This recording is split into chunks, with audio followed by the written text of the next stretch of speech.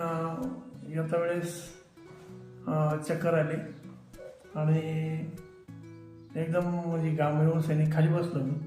मला चालता येत नव्हतं. मग तो ती गाडी एक आली, काही गाडीवर हात दिला, त्याने गावापर्यंत मला पोच केल्यानंतर दुकानात गेलो. तिथे बसतो, मुलगा होता. मुलाला मी छाती दाबायला लावली. छाती दाबता मी बेसूस झालो.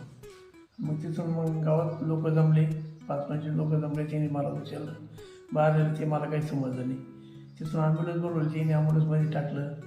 गावात दवाखान्यात तिनं तिथं काही ट्रीटमेंट गेली थोडीशी. टापटाप तिने उचललं, इथं दवाखान्यात आणलं. इथं आणल्यानंतर मला थोडंसं बरं वाटलं आणि तिथं पुढे जे ट्रीटमेंट चालू केली तसंच मला थोडंसं आणखीच बरं वाटत चाललं. सध्या आम्ही दुसरं एखाद्या माणसाला म्हणजे असं माहिती करू, तुमच्या दवाखान्यामध्ये पोचू, सगळी सुविधा आहे बा.